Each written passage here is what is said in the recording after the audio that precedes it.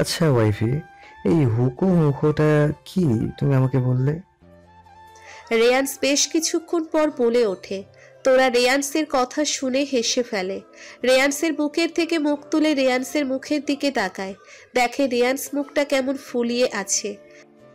আরে বাবা, হুকোমুখো মানে যে তুমি মুখটা কেমন একটা গম্ভীর করে রেখেছিলে, মনে হচ্ছিল একদম রামগরুর ছানা, হাসতে যার মানা। তোরা রেয়ান্সের গাল দুটো টেনে বলে ওঠে। আচ্ছা তাই নাকি? আমি রামগরুর ছানা? আমি হাসতে পারি না? আমি হুকুমুখো? দেখাচ্ছি তোমার মজা। বলেই রেয়ান্স তোরার ওপর আক্রমণ করে। দুটোতে মিলেমিশে একাকার হয়ে যায়, ডুবে যায় ঝগড়া দিয়ে নিজেদের ভালোবাসার মধ্যে। ভেসে বেড়ায় একে অপরের ভালোবাসার সাগরে, মুড়ে নেয় একে অপরের ভালোবাসার চাদরে। ঘড়ির কাটাই ঠিক সকাল 10টা। তোরা ও রায় ইতিমধ্যে উপস্থিত হয়েছে ওশিয়ান স্টার কোম্পানির অফিসে।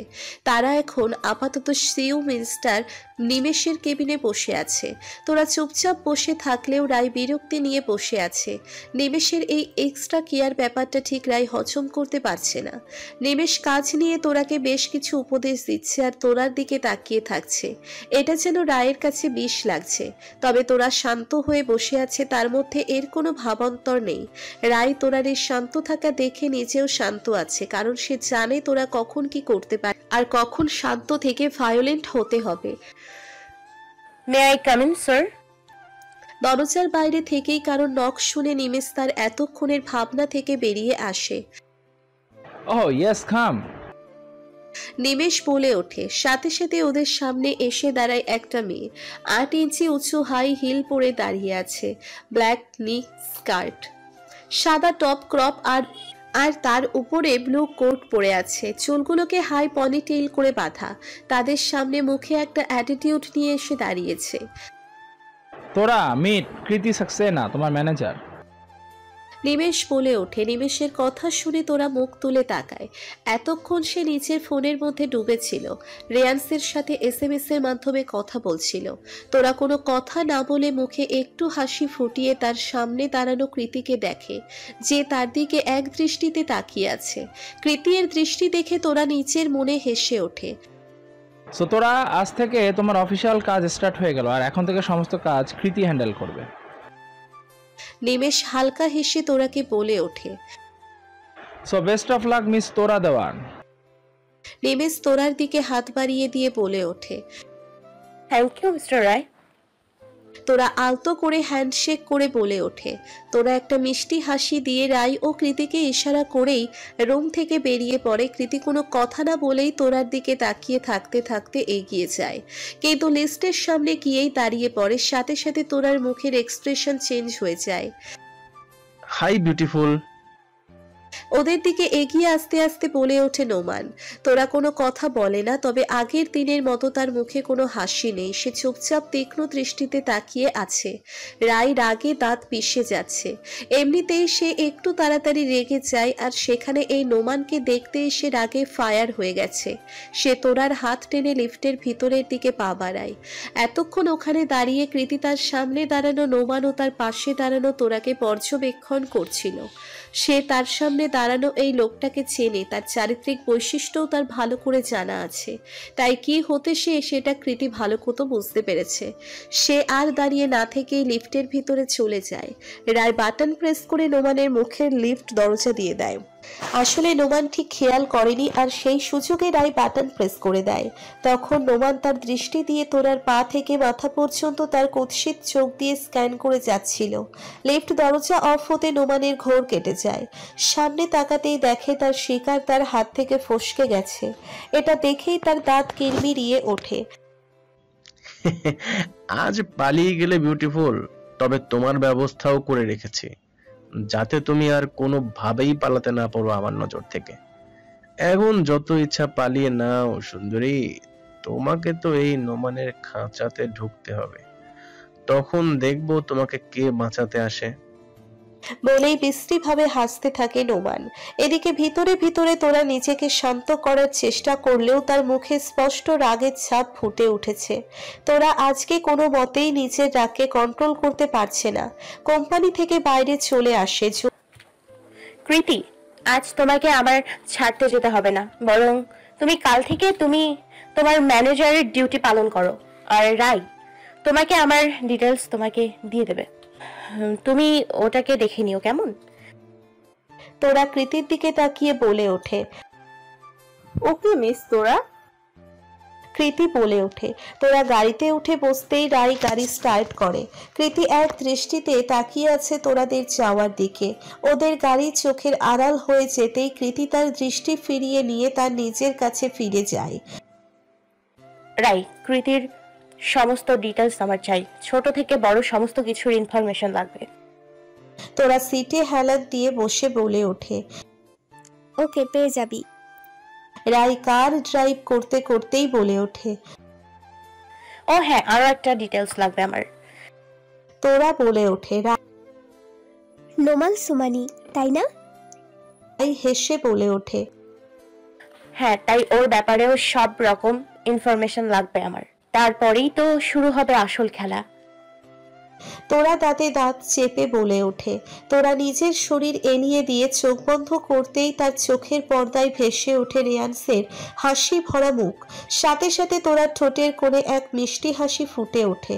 সে একে একে তাদের একান্ত মুহূর্তগুলো ভাবতে থাকে, আর তার সাথে তার গাল লাল হয়, আবারও কখনো লজ্জাও পায়।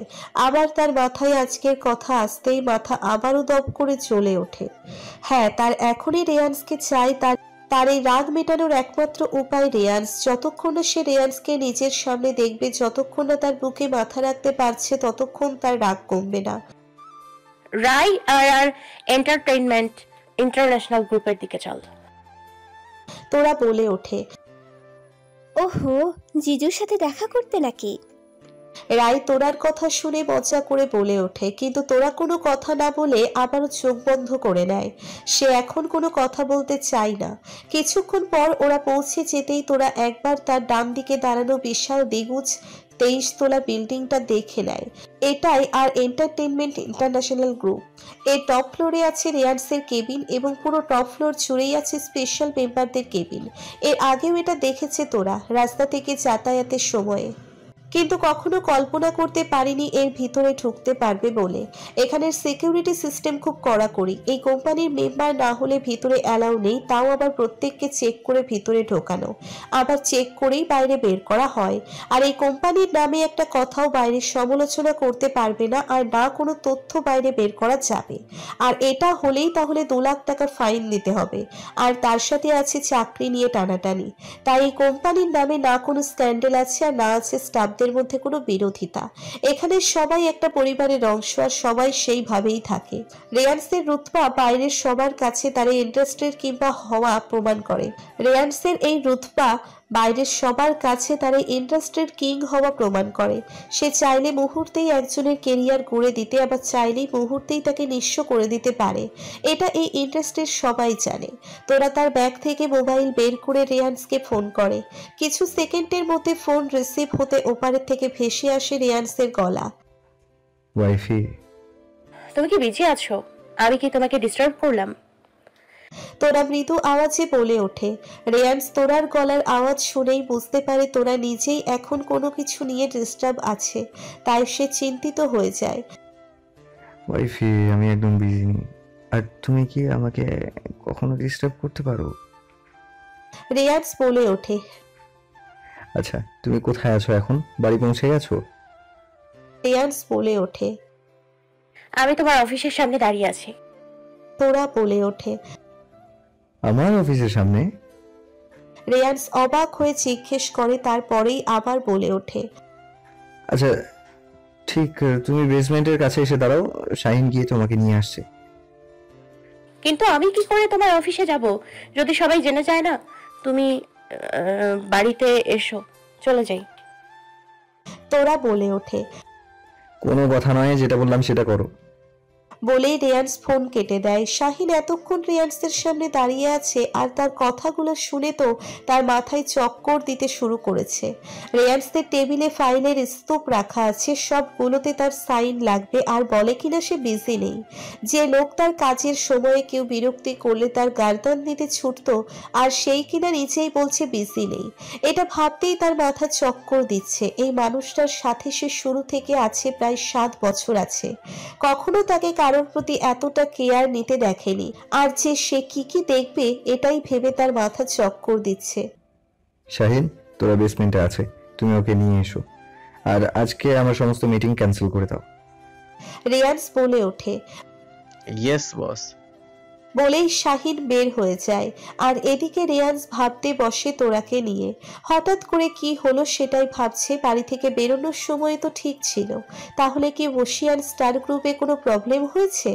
আবার কি নোমান কোনো কিছু করেছে?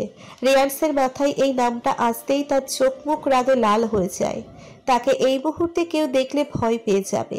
তোরা রেয়ান্সের কেবিনে ঢুকেই সোজা গিয়ে রেয়ান্সের কোলে বসে পড়ে। রেয়ান্স পেপারে সাইন করছিল, কিন্তু তোরার এমন তার কোলে বসে পড়তেই সে মুখ তুলে তাকায় তোরার দিকে। তোরা ততক্ষণে তাকে জড়িয়ে তার বুকে মুখ গুজে চোখ বন্ধ করে নিয়েছে। রেয়ান্স হাতের থেকে পেন টেবিলে রেখে দুহাত দিয়ে তোরাকে নিজের সাথে জড়িয়ে নেয়। তোরা নিজের মধ্যে হতে থাকা এতক্ষণের অস্থিরতা ধীরে ধীরে কমতে থাকে রেয়ান্সের সংস্পর্শে এসে। রেয়ান্স তোরার মাথায় হাত বুলিয়ে দিয়ে তোরাকে শান্ত করতে থাকে। রেয়ান্স বুঝতে পারে তোরা কোনো ব্যাপার নিয়ে অস্থির হয়ে আছে। রেয়ান্সের মাথায় হাত বুলিয়ে দেওয়াতে তোরার অস্থিরতা কেটে যায়। এবার সে অনুভব করে রেয়ান্সের উষ্ণ স্পর্শ। ঠিক আছো এখন? রেয়ান্স তোরার মাথায় নিজের ঠোঁট ছুঁয়ে বলে ওঠে। হুম। তোরা আরো একটু গভীর ভাবে জড়িয়ে বলে ওঠে। আচ্ছা, শাহিন আর রাই কোথায়? রেয়ান্স তোরাকে স্বাভাবিক করতে বলে ওঠে। ওরা বাইরে আছে, দুজন একসাথে। তোরা বলে ওঠে। আচ্ছা, তো তুমি কি কিছু বলতে চাও? রেয়ান্স তোরার উসখুস করতে দেখে বলে ওঠে। হুম। বলেই তোরা মাথা উঁচু করে সোজা হয়ে বসে। তোরা কিছুক্ষণ এক দৃষ্টিতে রেয়ান্সের মুখের দিকে তাকিয়ে আছে। রেয়ান্সের শান্ত চেহারা, এই চোখে তার জন্য একরাশ ভালোবাসা, দুশ্চিন্তা ফুটে আছে। তোরা দুহাত দিয়ে রেয়ান্সের মুখ তুলে ধরে ঠোঁটে আলতো করে ঠোঁট ছুঁয়ে দেয়। রেয়ান্স কোনো বাধা দেয় না, সে চুপচাপ থেকে তোরার ভালোবাসার স্পর্শ গ্রহণ করছে। তোরা রেয়ান্সের থেকে সরে এক পলক রেয়ান্সের মুখের দিকে তাকিয়ে নোমানের করা কাজগুলো রেয়ান্সের সামনে তুলে ধরছে। সব কথা বলা শেষ হতেই তোরা রেয়ান্সের মুখের দিকে তাকিয়ে দেখে মুখের ভাব পাল্টে গেছে, চোখ মুখ কঠিন হয়ে গেছে। তোরা বুঝতে পারছে রেয়ান্স রেগে যাচ্ছে, হয়তো এখনই নোমানকে সামনে পেলে আস্ত বাঁচিয়ে রাখবে না। তোরা রেয়ান্সকে শান্ত করতে দুহাত দিয়ে গলা জড়িয়ে ধরে তোরা রেয়ান্সের ঠোঁটে ঠোঁট ডুবিয়ে দেয়। শুষে নিতে থাকে রেয়ান্সের মধ্যে জ্বলে ওঠার রাগ। রেয়ান্স নিশ্চুপ থাকলেও তোরার তাকে শান্ত করার কথা মাথায় আসলে সেও আস্তে আস্তে শান্ত হতে থাকে তোরার স্পর্শে। নোমান সোনানি, ওকে তো আমি ছাড়বো না, আমার জীবনের দিকে হাত বাড়িয়েছে। রেয়ান্স তাতে দাঁত চেপে বলে ওঠে। তুমি ওকে কিছু করবে না। তোরা বলে ওঠে। মানে? রেয়ান্স ভ্রু কুচকে তোরার দিকে তাকিয়ে বলে ওঠে। ওকে যা করার আমি করব, ও আমার শিকার। ওকে বুঝতে হবে ও কার দিকে হাত বাড়িয়েছে। তোরা রুক্ষভাবে বলে ওঠে। আমি তোমার পাশে আছি। রেয়ান্স তোরার কপালে চুমু খেয়ে বলে ওঠে। তুমি আমার পাশে থাকলেই হবে, আর কিছু চাই না। সবই লড়াই আমি হাসতে হাসতে জিতে নিব। তোরা বলে ওঠে। আচ্ছা, তোমার ম্যানেজার কৃতি সাক্সেনার হিস্ট্রি এতে পেয়ে যাবে। রেয়ান্স টেবিল থেকে একটা ফাইল তুলে ধরে বলে ওঠে। রেয়ান্সের কথা শুনে তোরা রেয়ান্সের দিকে ভ্রু উঁচু করে তাকায়। রেয়ান্স বুঝতে পারে তোরা কি বুঝতে চাইছে। আরে বাবা, আমাকে রাই বলেনি, তবে তুমি একটা কথা ভুলে যাচ্ছ। আমি এই ইন্ডাস্ট্রিতে যা জানতে চাই মুহূর্তের মধ্যেই জেনে যাই। এটা আমার কাছে কোনো কঠিন ব্যাপার নয়। আর তুমি হলে আমার ওয়াইফি, আমার জীবনের একটা মূল্যবান অংশ। তোমাকে আমার থেকে আলাদা করে দিলে আমি কিছুই থাকবো না। তাই তোমার ব্যাপারে প্রতি মুহূর্তের আপডেট আমার কাছে আসে। এতটুকু অধিকার তো আমার আছে, তাই না? রেয়ান্স তোরার দিকে তাকিয়ে শেষের কথাগুলো বলে ওঠে। বলেই তোরা আবারও রেয়ান্সের বুকে মাথা গুঁজে দেয়। রেয়ান্স তোরাকে তার দুই হাতের মধ্যে জড়িয়ে রেখেই মাথায় হাত বুলিয়ে দিতে থাকে। তোরা টায়ার্ড থাকার দরুন ও মাথার থেকে সমস্ত চিন্তা সরে গিয়ে রেয়ান্সের উষ্ণ স্পর্শ পেয়ে কিছুক্ষণের মধ্যে ঘুমিয়ে যায়। তোরার ভারী নিঃশ্বাস অনুভব করতেই রেয়ান্স বুঝতে পারে তোরা ঘুমিয়ে গেছে। রেয়ান্স হাত বাড়িয়ে অতি সাবধানে চেয়ারের পিছন থেকে তার খুলে রাখা কোট তুলে নিয়ে তোরার গায়ে মুড়ে দেয়। তোরাও ঠান্ডা রুমের মধ্যে হালকা উষ্ণতা পেয়ে আরো গুটিয়ে গিয়ে রেয়ান্সের বুকের মাঝে ঢুকে যায়। দুহাত দিয়ে রেয়ান্সকে আঁকড়ে ধরেই ঘুমে ডুবে থাকে। রেয়ান্স তোরাকে কোলে রেখেই তার কাজ করতে থাকে। রুমের মধ্যে সোফাও আছে, তবে ওখানে শুইয়ে দিতে গেলে যদি তোরার ঘুম ভেঙে যায়, তাই রেয়ান্স তোরাকে তার কোলে রেখেই কাজ করতে ব্যস্ত হয়ে পড়ে। সবকিছুর আগে তার জীবনে এখন একটাই নাম, সেটা হলো তার ওয়াইফই তোরা। তাই তোরাকে বাদ দিয়ে রেয়ান্স কোনো কিছু করার চিন্তাও করে না। সে অফিসে আছে বা তার অফিসে কেউ আসতে পারে, এটা তার কাছে কোনো ম্যাটার করে না।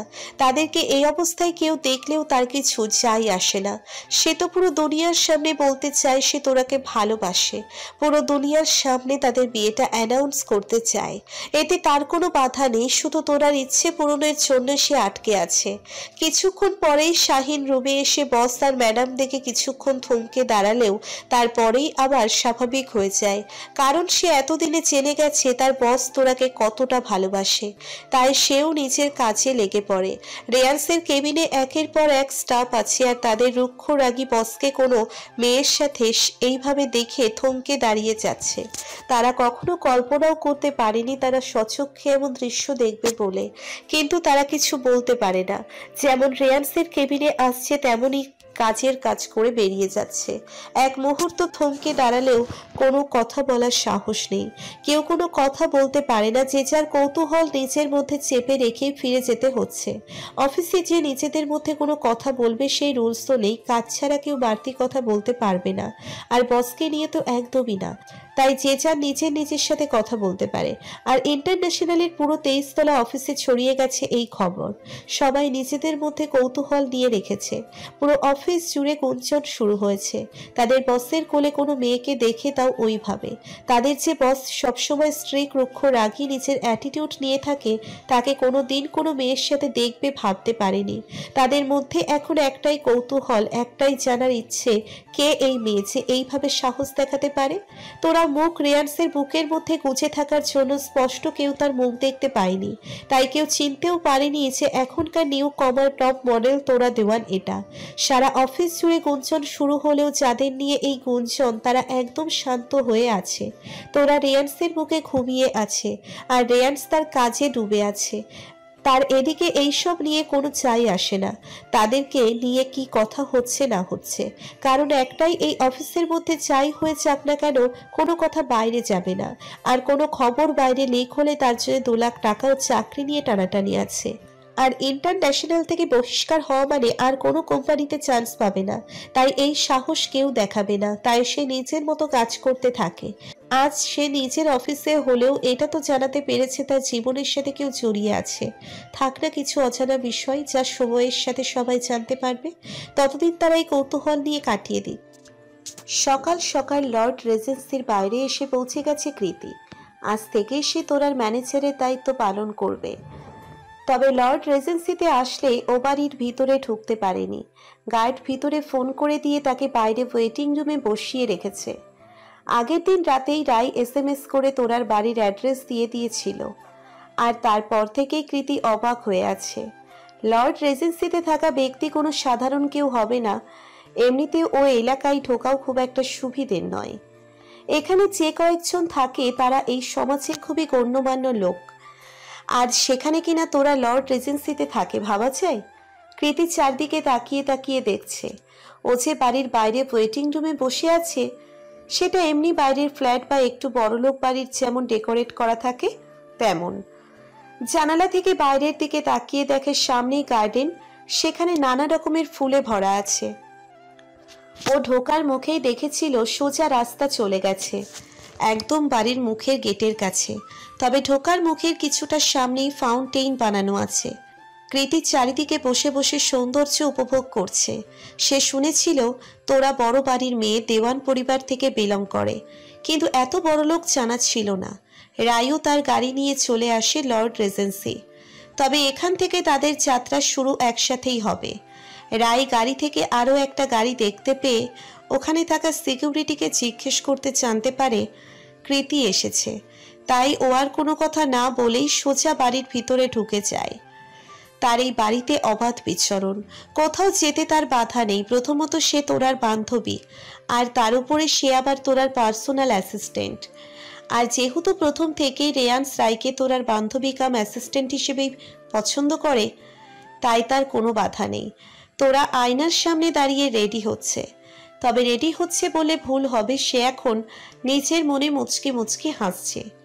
চুলগুলো সাইড পনিটেইল বাঁধা, ঠোঁটে লাইট পিঙ্ক কালারের লিপস্টিক হালকা করে ঠোঁটের উপর বুলিয়ে নেয়। সাথে মুখে রয়েছে মানানসই মেকআপ।